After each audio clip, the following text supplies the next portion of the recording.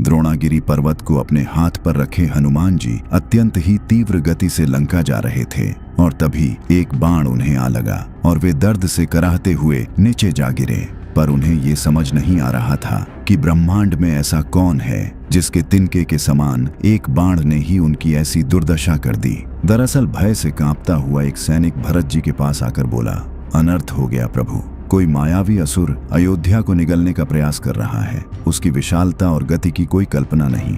तभी अयोध्या के आकाश में और भी घोर अंधकार छाने लगा। ऐसा लग रहा था बादलों को चीरते हुए कई सारे पर्वत अयोध्या के ऊपर से गुजर रहे हैं। यह देख सभी अत्यंत ही भयभीत होकर इधर उधर भागने लगे, पर किसी को कुछ भी समझ नहीं आ रहा था कि ये सब क्या हो रहा है। पर यह देख भरत जी क्रोध से तमतमा उठे और गर्जना करते हुए बोले, तुम सभी चिंता मत करो, मैं एक ही बाण से इस असुर की जीवन लीला समाप्त कर दूंगा। असल में वो कोई असुर नहीं बल्कि स्वयं हनुमान जी अपने हाथों पर संजीवनी बूटी वाली पर्वत को उठाए तीव्र वेग से जा रहे थे और तभी हनुमान जी के शरीर में एक बिना फर का बाण आ लगा।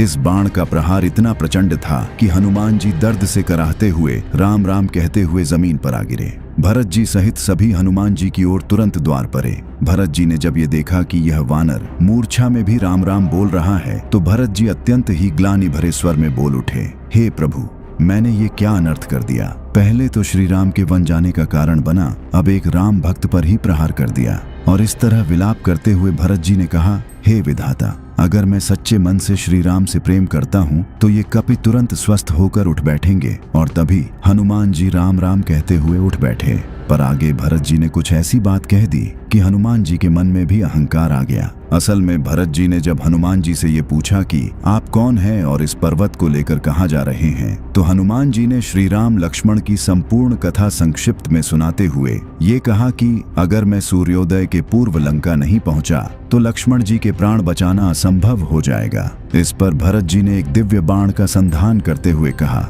मैं ये बाण चलाता हूँ, आप इस पर चढ़कर अत्यंत ही तीव्र गति से कुछ ही समय में लंका श्री राम के पास पहुंच जाएंगे। पर हनुमान जी ने यह सोचा कि एक बाण मेरे विशाल शरीर का भार कैसे सह सकता है और इसी क्षण में हनुमान जी को अहंकार हो गया। पर श्री राम की कृपा से हनुमान जी को तुरंत श्री राम की महिमा का स्मरण हुआ। इससे उनका अहंकार समाप्त हो गया। अहंकार त्यागते ही हनुमान जी ने तुरंत भरत जी के चरणों में झुककर प्रणाम किया और बोले, प्रभु, आपकी कृपा और श्री राम के प्रताप से मैं आकाश मार्ग से ही तीव्र गति से पहुंच जाऊंगा, आप चिंता न करें। इस प्रकार भरत जी के प्रेम और श्री राम की अदृश्य कृपा ने हनुमान जी में पनप रहे अहंकार को प्रकट होने से पहले ही नष्ट कर दिया। और इस वीडियो में देखिए कि जब विराध नामक राक्षस ने माता सीता का अपहरण कर लिया और जब उस पर श्री राम लक्ष्मण के सभी अस्त्र व्यर्थ हो गए तो श्री राम लक्ष्मण ने अत्यंत ही क्रोध में ऐसा क्या किया कि विराध डरकर भागने लगा। स्क्रीन पर दिख रहे वीडियो पर अभी क्लिक करें और पूरी कहानी देखें।